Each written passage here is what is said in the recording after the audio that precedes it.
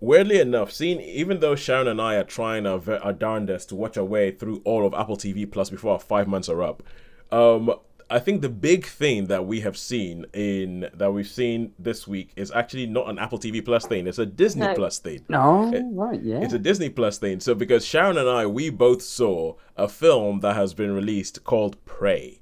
Ooh, yeah, I've heard about this. This is the Predator family of It films, isn't is it? Predator. it's in the Predator family of films. So you can see what they've done. Obviously, the original was made in 1987 called Predator, and now they have a film called Prey.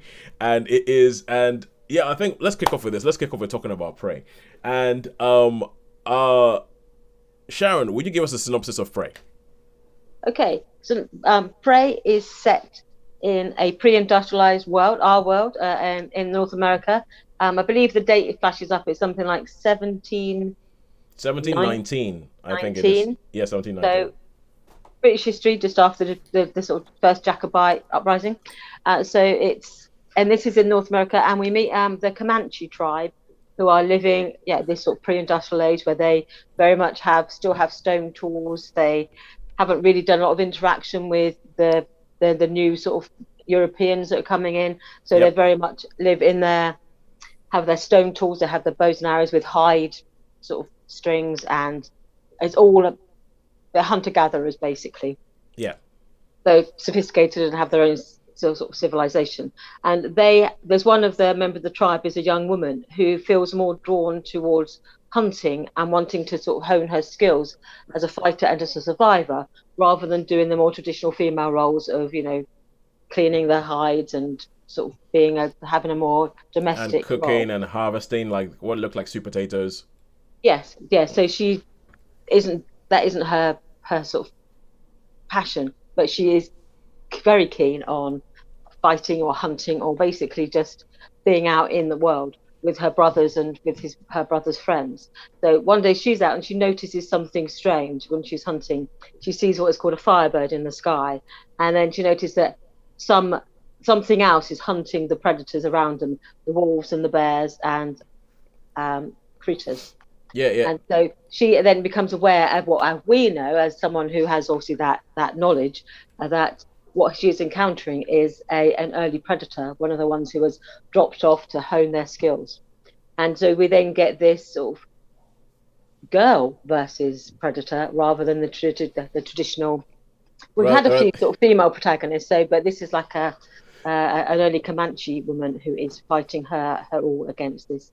rather Um, than an oiled up Arnold Schwarzenegger and Carl Weathers arm wrestling in close up with like rippling muscles, rather than that fighting taking on a predator, So you she have doesn't use that physical strength the way they did. She uses her wits and her skills, and she outwits the predator rather than out punches him.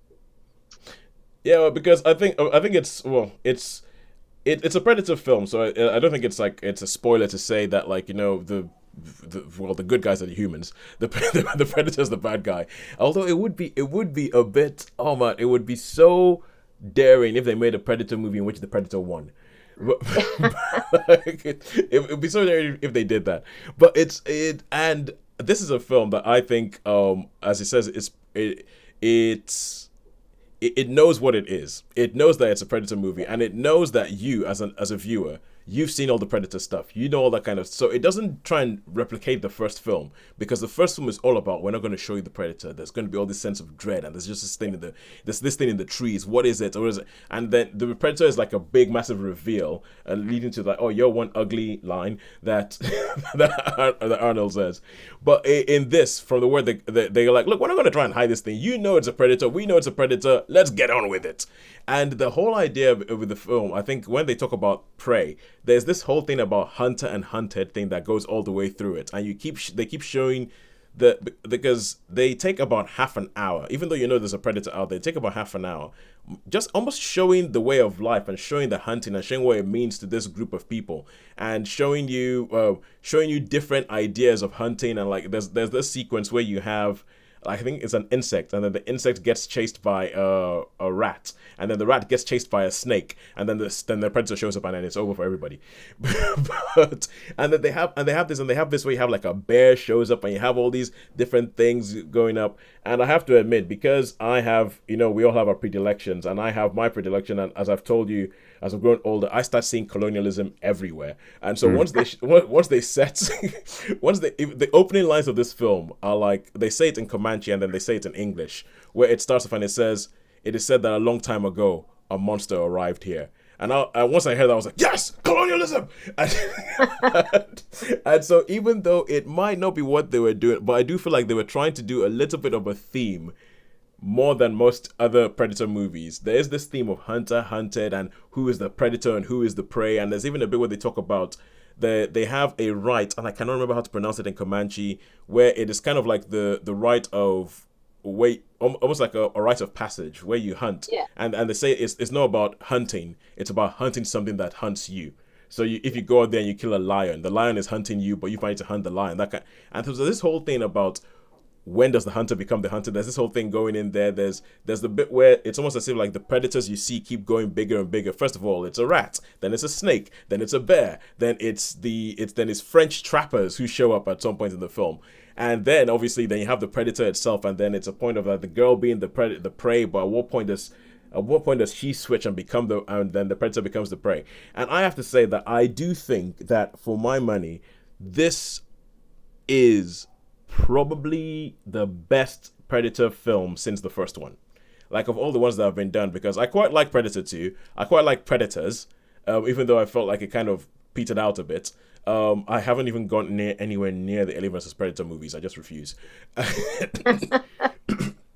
But this I actually really liked. I think that the girl who plays Naru, Amber Midthunder, I think she does really, really well. She's really, really convincing. I think the action's quite convincing. And even though the filmmakers, they straight up admitted themselves that, okay, well, we have done this thing here where we deliberately removed some of the Predator's things. Like, the shoulder laser blaster cannon. Yeah.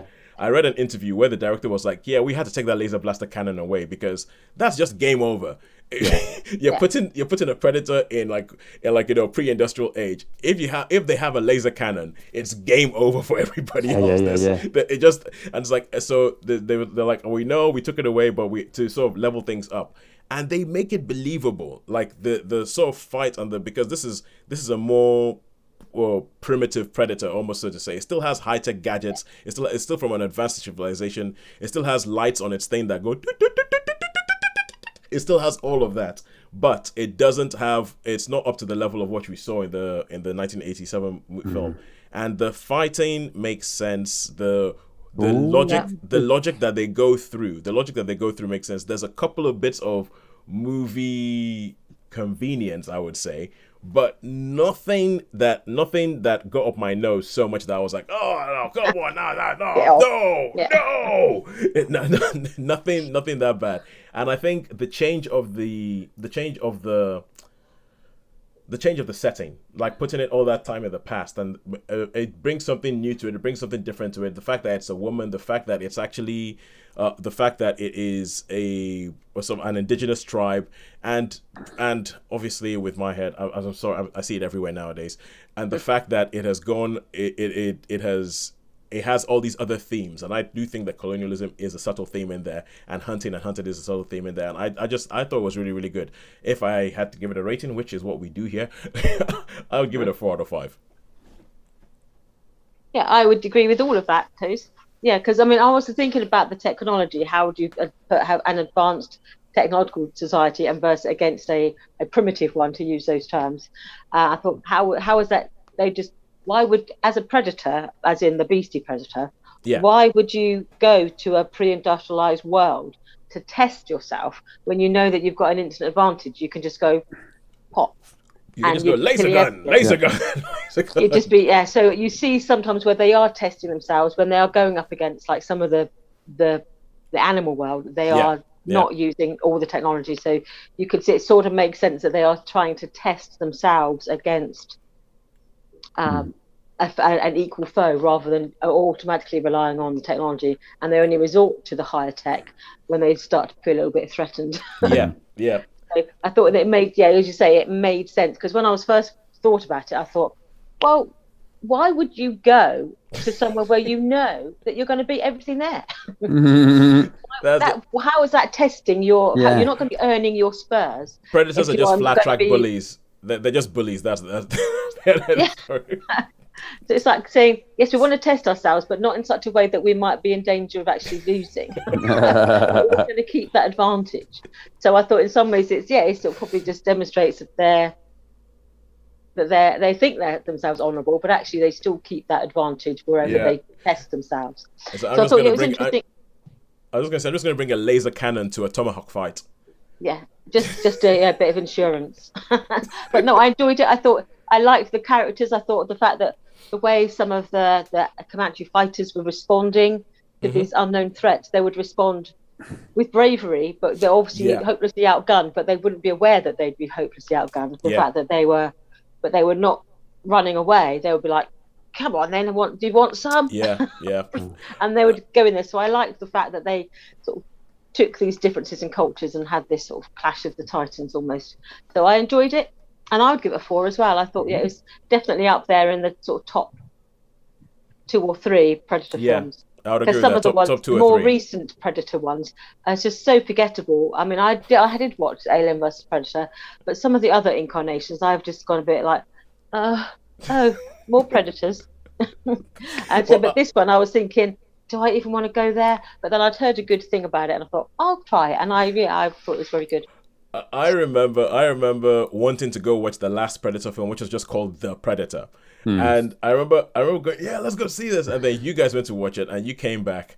And to say the reviews were scathing is the reviews were scathing. I feel like it was one of those reviews that I could literally see Sean giving up on life halfway through trying to review this film, and so I've never seen it.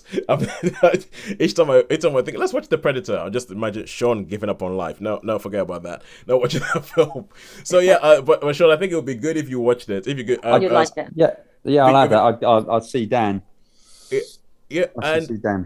And I would think it would be good if you watched it, because I especially would like to know, because I know that you have a much lower tolerance for things not making sense and things being stupid. You have a much lower tolerance than I think Sharon and I do. So I think this holds together. And I know that there's some things that you don't like in action movies, like you hate the whole trope where people get together and one person has a gun pointed to someone else's head, but they go, you know what? I'm going to throw the gun away and let's settle this like men with our fists. I know that kind of stuff that you hate that. I know you absolutely hate that, and I would be interested to see what you thought about this. I would just to see. I'll make a point. Yeah, I'll see whether there's anything like that where you think, okay, now that was just stupid. Why the heck would you do that? Or in a Peter Sean phrase, why would you do that? All right, cool. So that is 4 stars for Prey.